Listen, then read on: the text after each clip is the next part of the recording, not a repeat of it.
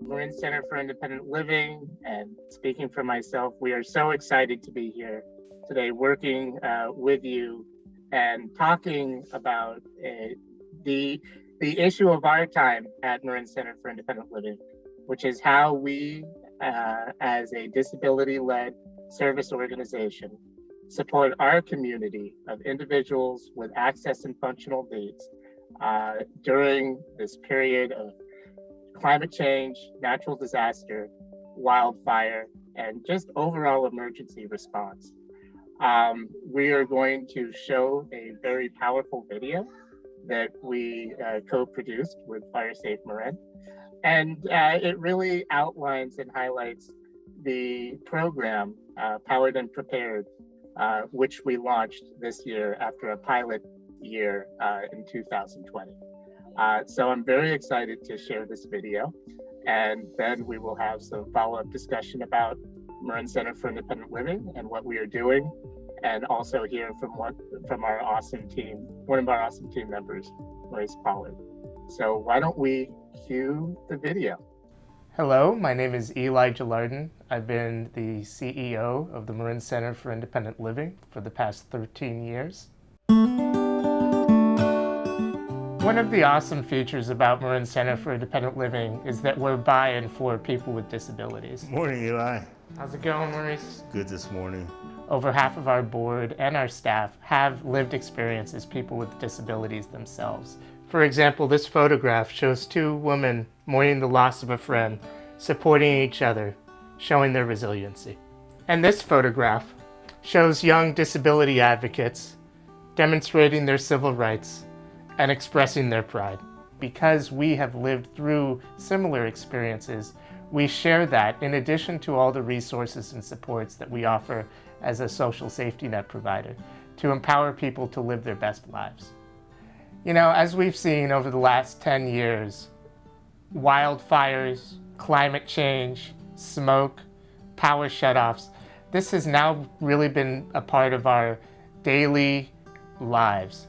And when you add the layer of the pandemic and sheltering in place and social distancing, the need for disaster response services for people with disabilities, people with access and functional needs, who are already facing barriers in terms of their access to the community, but the need to really tailor services specifically to support our access and functional need community in weathering power shutoffs, wildfires, preparing for disasters, and then during disasters, providing the support that they need in order to safely evacuate or pre-evacuate into a shelter or temporary housing, has all really risen to the surface. That people with disabilities, people with access and functional needs, are often left behind, unaccounted for, lost in the fray of disaster. Marin Center for Independent Living 2 years ago really stepped up during the North Bay fires to play a leading role in working with the County of Marin to safely transition and shelter individuals with access and functional needs. We're now offering a full service program, whether it's battery distribution, enrolling in the medical baseline program, preparing your own personal disaster kits, including some resources to purchase disaster kit material, as well as building our community's resiliency. Last year, we were really thrust into the forefront of the public safety power shutoffs, and I'm incredibly proud of the work that our team did in serving over 400 individuals with access and functional needs, and identifying and distributing over 200 high voltage batteries to support individuals with access and functional needs who use medical devices. My name is Mary Elizabeth Davis. I'm Debra Judd. My name is Hattie Cook. I'm 71 years old. I live at 311 Drake. I've been a resident of Marin City since I was 5. Marin City is a very close-knit people area, and people around here love each other. We all just watch out for each other, and we know Hattie and Debra and these other friends, but there's kind of a group of us that are the disabled ones. Well, when the first power outage happened, it was in the afternoon around 4 or 5, and it was so scary. No, it wasn't. It was the evening. It was dark when it happened, and it was so scary because, and all of a sudden you don't have your flashlights, you don't have anything. So, and I use a sleep apnea machine. I have to hook up to get my oxygen. So now I have no oxygen except with this huge big tank, which is very scary. So I really didn't know what to do. And I had thought at one point, should I go to Marin General? And, because I didn't want to wake up in the morning and not be here, because we didn't know. I was trying my best. During the COVID, all this was happening. I couldn't get out my house. I could only be in this area because I can't go walk too far without being in a lot of pain. So when they came through with this scooter, I've been so grateful, thanking God for knowing this program and that it exists and that it was here to help me. And I feel very thankful for that.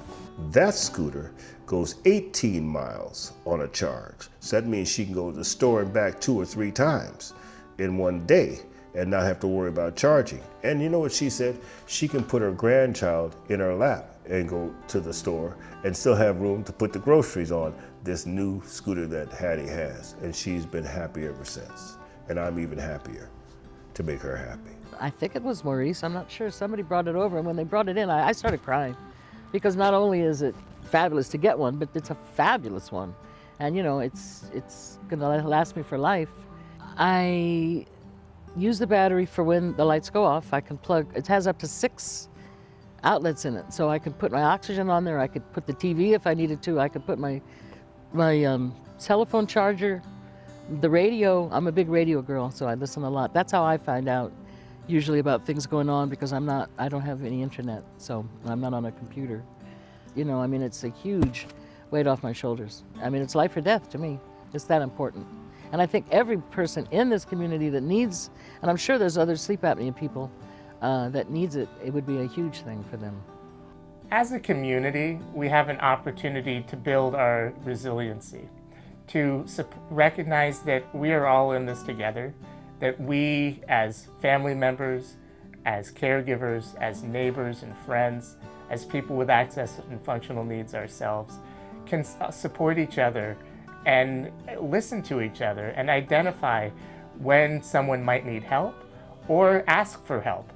And I think as a community, building our global resiliency, becoming more aware of what supports and resources individuals with disabilities need during public safety power shutoffs and wildfires is going to be paramount to navigating this new future.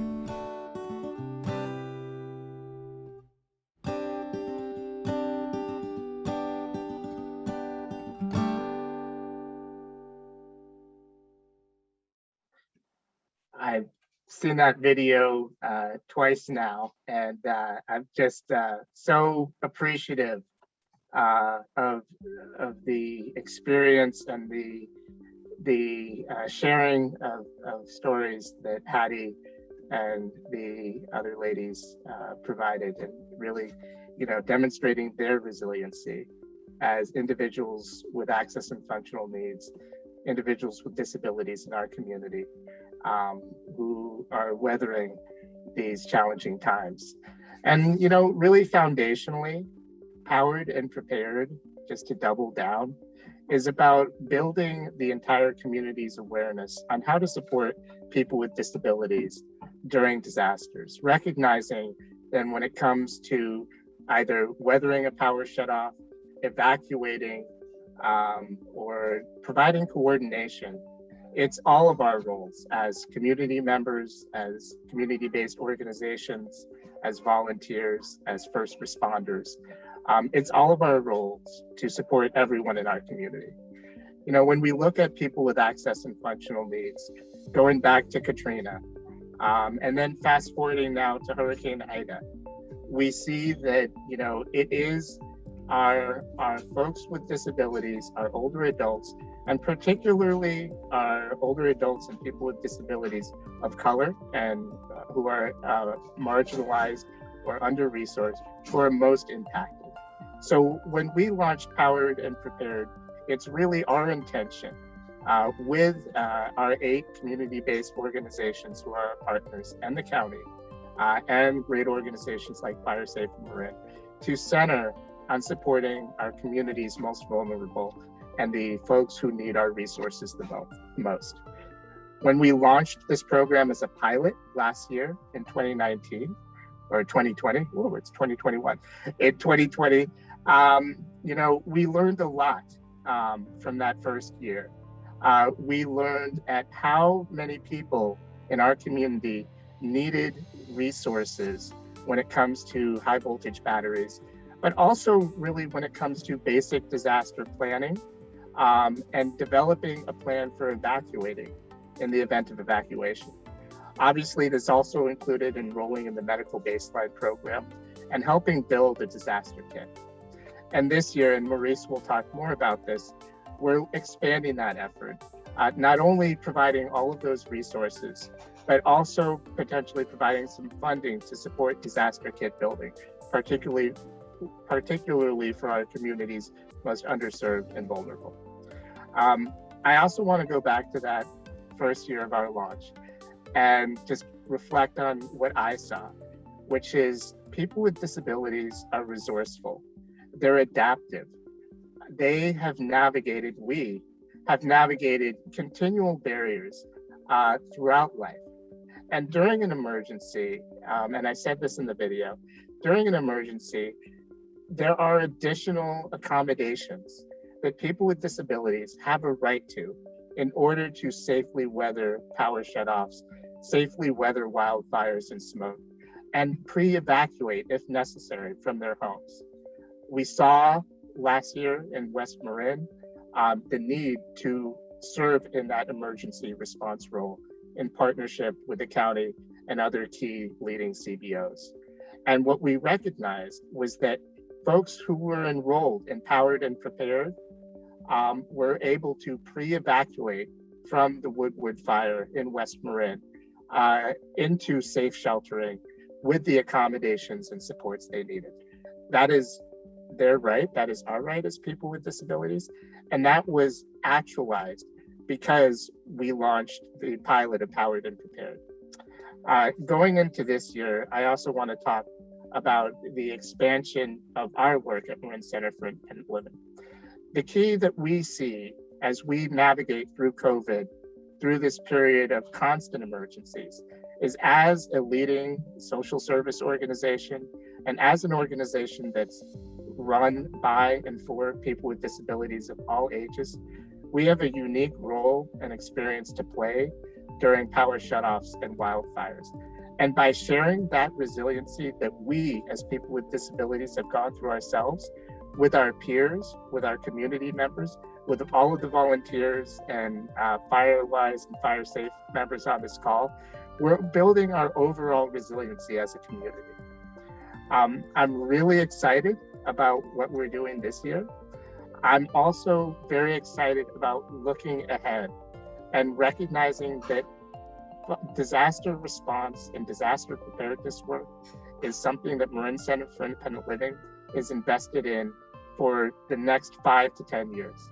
It really is an ongoing program. It's going to be foundational work that we do, and we need your help as community members, as community leaders, as partner community-based organizations and public service workers to identify members of our community who can benefit from Powered and Prepared. We're putting our link to our website in the chat, marincil.org/prepare. We're going to be covering other elements of our program during this webinar. But I just also want to do a quick shout out for the team that we have at Marin Center for Independent Living. You will hear from Maurice, but we have our entire organization invested and trained in providing disaster advocacy and support work. That's where we see the need in our community, and that's the role that everyone at Marin CIL will be playing during this ongoing